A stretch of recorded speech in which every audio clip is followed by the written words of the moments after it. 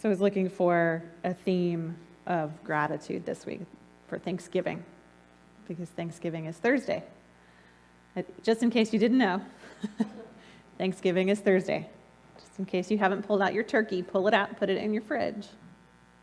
I shared a meme on Facebook this week that said how many days before Thanksgiving you needed to put your turkey in the fridge so you can thaw it correctly and not give your family salmonella.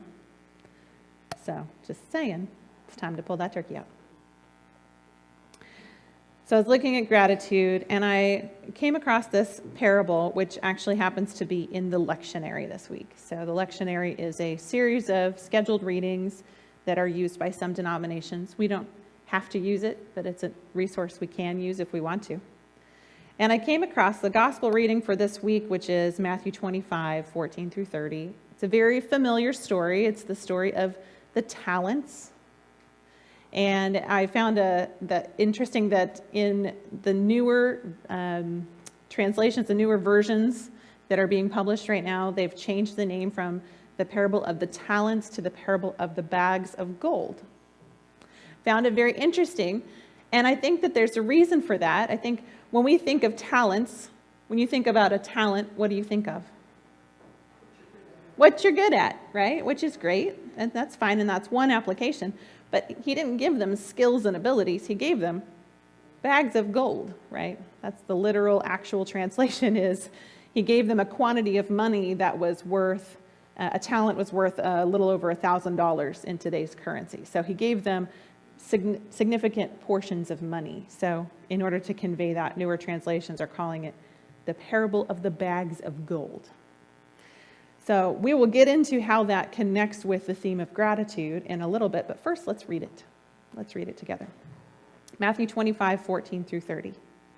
Again, it will be like a man going on a journey who calls his servants and entrusts his wealth to them. To the one he gave 5 bags of gold, to another 2 bags, and to another 1 bag, each according to his ability. And then he went on his journey. The man who had received 5 bags of gold went at once and put his money to work and gained 5 bags more. So also the one with 2 bags of gold gained 2 more. But the man who had received 1 bag went off, dug a hole in the ground, and hid his master's money. After a long time, the master of those servants returned and settled accounts with them. The man who had received 5 bags of gold brought the other 5. Master, he said, you entrusted me with 5 bags of gold. See, I have gained 5 more. His master replied, well done, good and faithful servant. You have been faithful with a few things. I will put you in charge of many things. Come and share your master's happiness.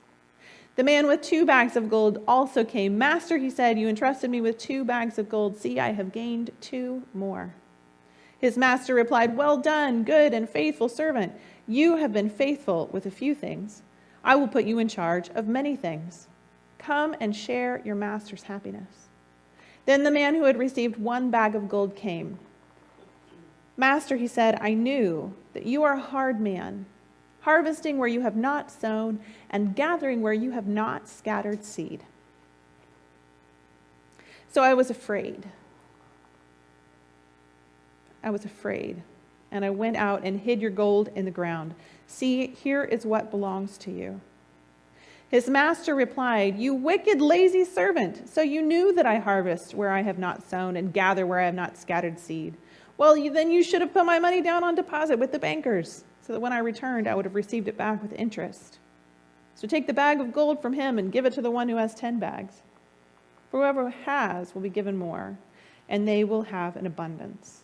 Whoever does not have, even what they have will be taken from them.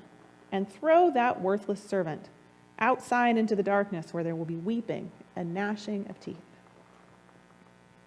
Such a cheerful ending. I'm kidding. It's this whole situation, this parable always has me puzzled.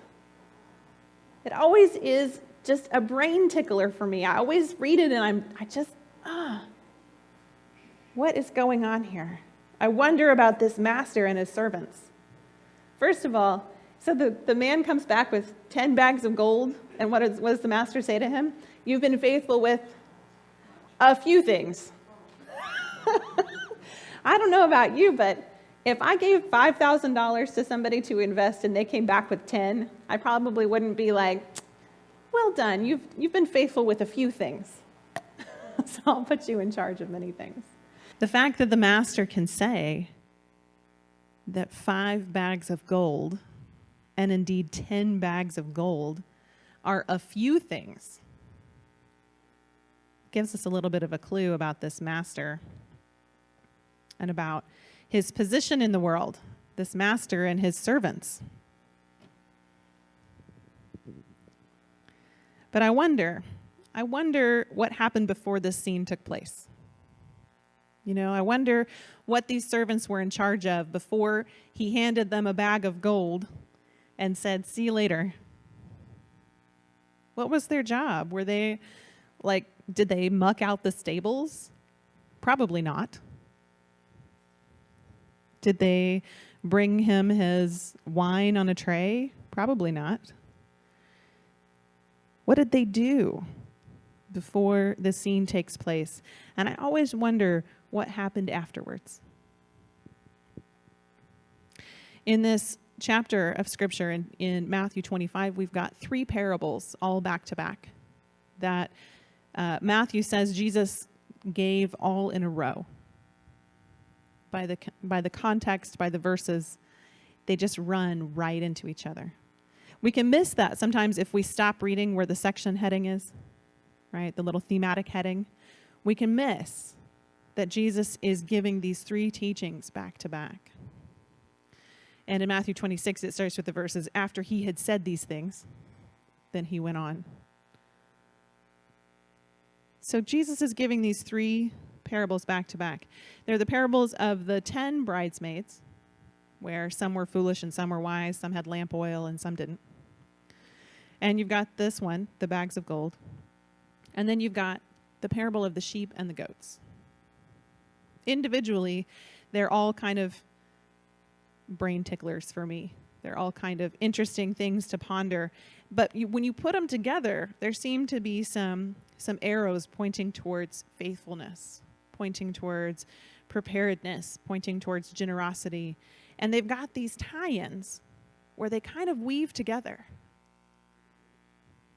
I always wondered if people were standing around when Jesus was giving this talk, and he was telling these 3 parables, and he gets to the end of the one about the wise and the foolish bridesmaids, right?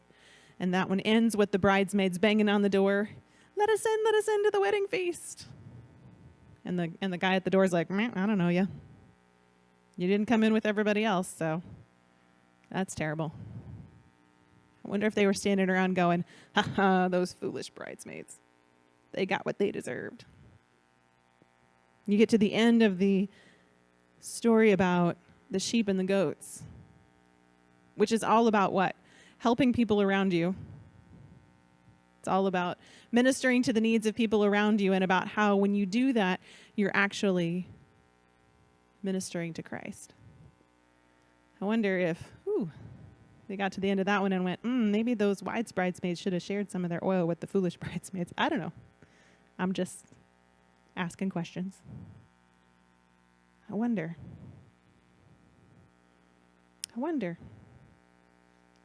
Because community seems to be such a theme in this first parable and the last parable, but the one in the middle doesn't share those themes.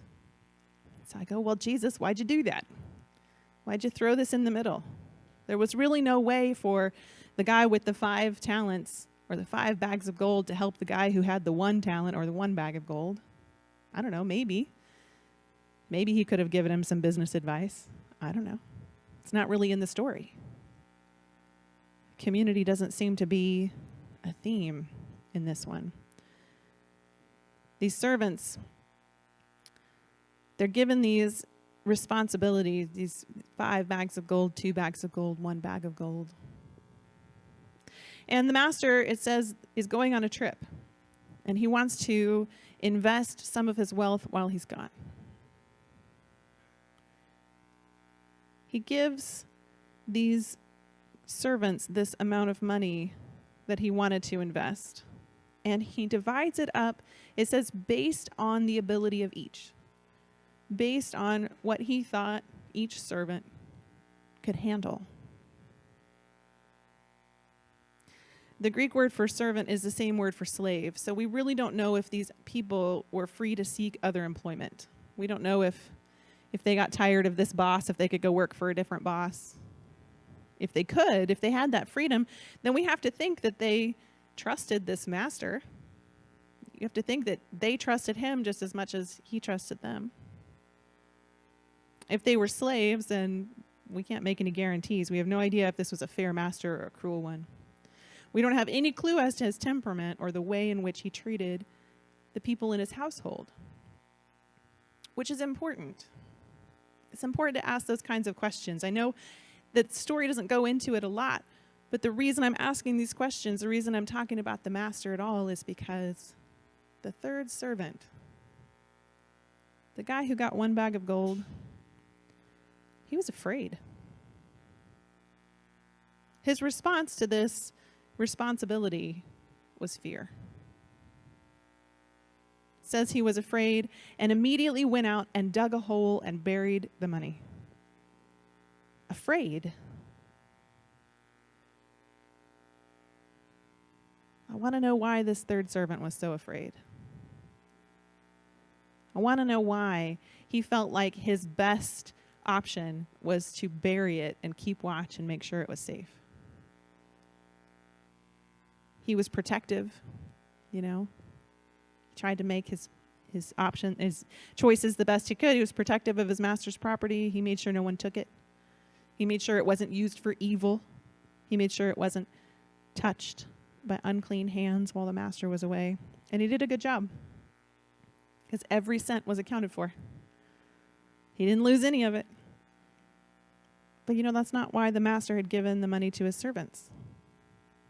If the master wanted his gold in a hole in the ground, he could have dug his own hole, hired guards to stand watch. If the master wanted his money safe, he could have taken it with him, could have packed it in a trunk, hired extra security for his trip. Master could have taken the money and done what he suggested to the servant. He could have put it on loan with the bankers. He would have made some interest in his first century savings account. But that's not what he wanted.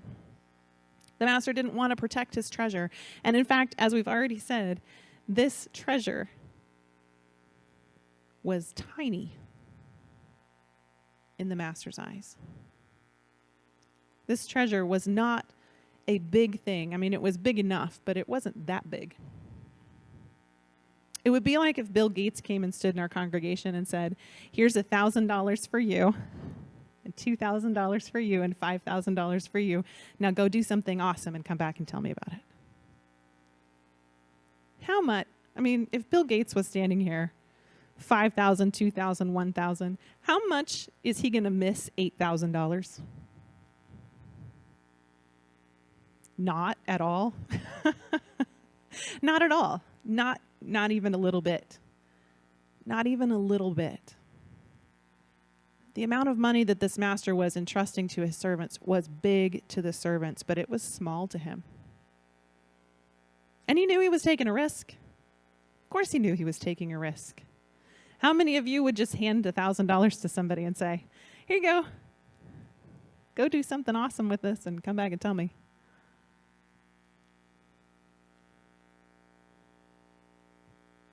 He wanted to invest it. He wanted to grow it. And he wanted to take these servants and help them to move forward in their lives.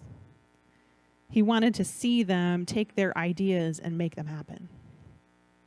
He wanted them to flourish. He wanted them to maybe even spread the wealth a little bit, if necessary, and then bring it back, bearing a profit. He wanted to see them succeed. He wanted to see them succeed. Of course he did. Doesn't tell us much about these other two servants. Maybe they had had this kind of responsibility before. Maybe they all started out at the one bag of gold level. and they moved up to the 2 bag of gold level. So maybe the 5 bag of gold guy, he already knew what to expect. I don't know. Trying to figure it out. Seems like a random thing to do, to go on a trip and entrust your wealth to your servants. Maybe these 2 other guys, maybe they just had all these ideas about how to invest and turn a profit. Maybe they took the master at his word when he said in a conversation I imagine in my head, "Hey, servant, you're trustworthy and wise. Here are these bags of gold. Go invest and do what you want with them. And when I come back, I'll be looking forward to seeing your progress." Maybe they took this act of trust as a sign that the master saw them as trustworthy. Maybe it was a confidence booster for them.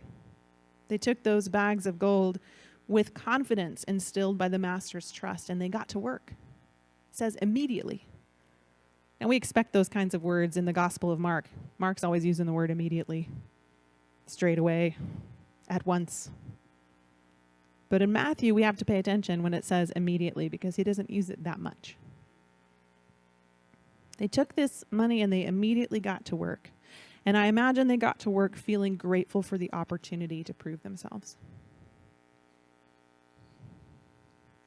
If you remember when we looked at gratitude this summer, gratitude has all of these attributes, all of these effects on our daily lives, on our ability to function in the world. Grateful people who tell their stories with a positive spin are more likely to be creative in their problem solving. Grateful people are more likely to see risk as an opportunity. They're less likely to be caught up in this crippling fear, convinced that they can never succeed. In other words, grateful people are kind of like these first 2 servants, the 5 bag of gold servant and the 2 bag of gold servant. They take the gift given to them and they invest it wisely. They take reasonable risks. They move forward with confidence. I wouldn't be surprised if servants 1 and 2 accepted these investments with gratitude. But we get to servant number 3, and he was afraid. He was afraid. He received the gift with fear. Fear of failure. Fear of his master. He didn't take the investment of this gift as an opportunity. He took it almost as though it was a trick, a trap. His master was shrewd, and surely this was just a test. And if he buried it and sat still and kept it safe, he'd pass the test and he'd never have to worry about being trusted with money again. Maybe he was just looking to get through the experience and walk out on the other side.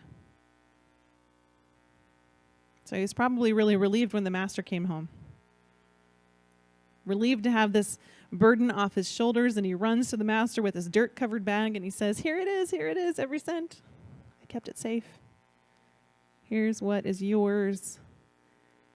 Take it off my hands. I was just so afraid I was going to disappoint you. Fear can paralyze us, can hold us in almost a trance, keeps us from moving forward, keeps us stuck. Now, the servant is often called selfish. I've heard messages where this 3rd servant, he just was thinking about saving his own skin. He wasn't thinking about his master. But all 3 servants were acting in their own best interest. All 3 of them were hoping to win their master's favor. Not one of them was saying, I don't care about me. I only care about my master. All 3 of them were looking to earn favor with their master, to do a good job and get some accolades, to get some praise. So I don't think he's all that much more selfish than the other 2 servants. He's often called lazy. Even by his master, he's called lazy. But he spent all that time worked up in a tizzy with anxiety. He probably burned so many calories. Just worrying about that money, just worrying about, somebody's going to find it. Just checking on it, just making sure, just standing guard, keeping watch. I don't think he was particularly lazy. The servants called wicked also by his master. But let's be honest, he could have taken that bag of gold, he could have taken that $1,000 and hit the road. And he didn't do that. He could have gone and spent it on, whatever, wine, women, and song. He didn't. He did his best. He did his best to protect it, to keep it safe. He's no more wicked than we are. He just was afraid. He just was afraid. And instead of facing his fear, instead of talking about it with his fellow servants, instead of even rejecting the responsibility, what if when the master came and said, here's the bag of gold, he would have said, no, thank you. But he didn't. He didn't do any of those things because of fear. So it seems as though when they received this gift, they had a choice to receive it with fear or with gratitude. Two choices when it came to these servants and the difference that it made in their outcomes. What if the servant wasn't afraid?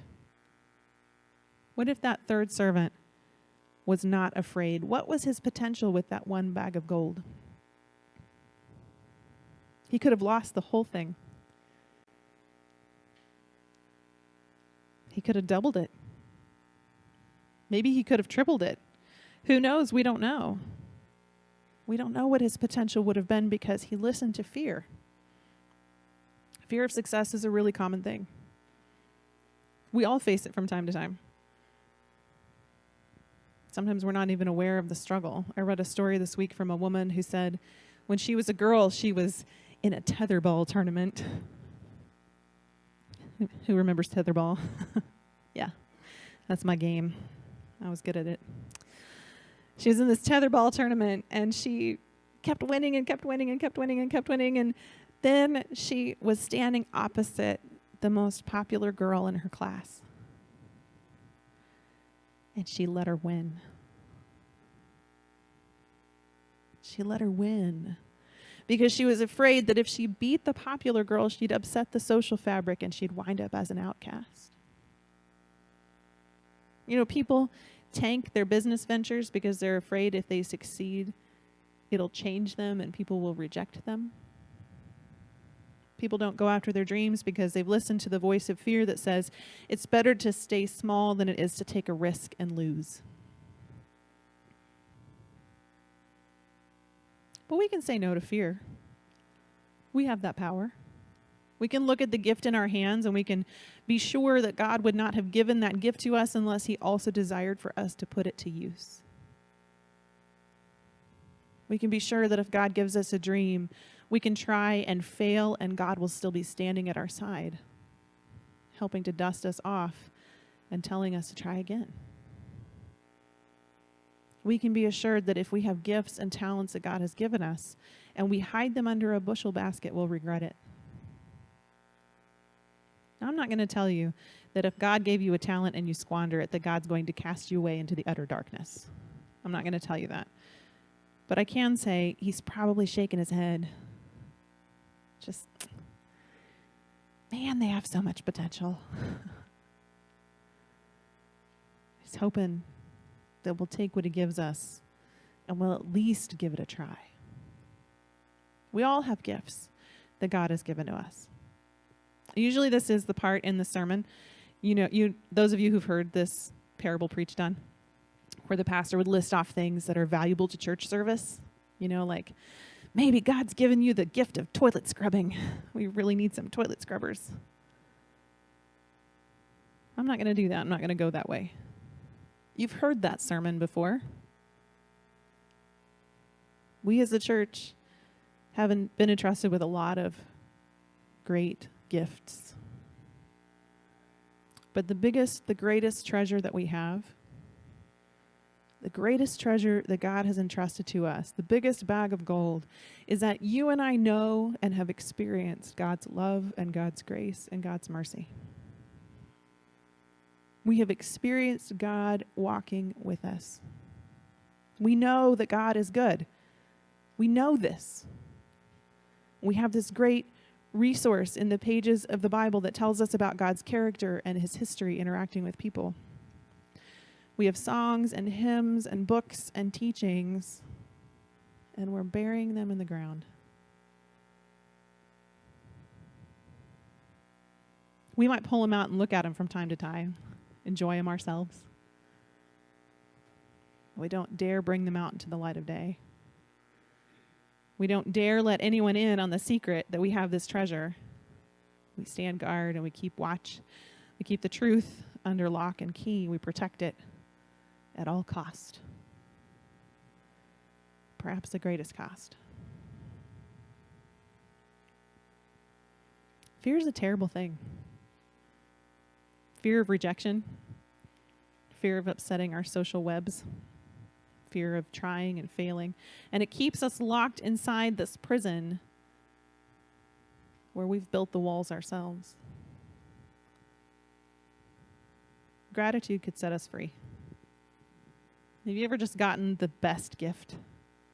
I mean, like, just the best gift. Where you've been hoping and thinking and dropping hints. Finally, here it is, wrapped in beautiful paper just for you. How long did it take before you shared that with somebody who wasn't there when you got the gift? How long did it take to shout it from the rooftops, to take a selfie and post it on Instagram, to tweet it, to Facebook it, or email it to your whole list? Look what I got! If you're real old-fashioned, maybe you called somebody on the telephone to tell them about it. I'm guessing it didn't take very long, because gratitude is something we express. Gratitude is something we express. It's not just a feeling, it's an action word. It's an action word. You and I have this amazing, wonderful, life-sustaining gift. When was the last time we let people know just how much we've been given? And I don't mean in an obnoxious way.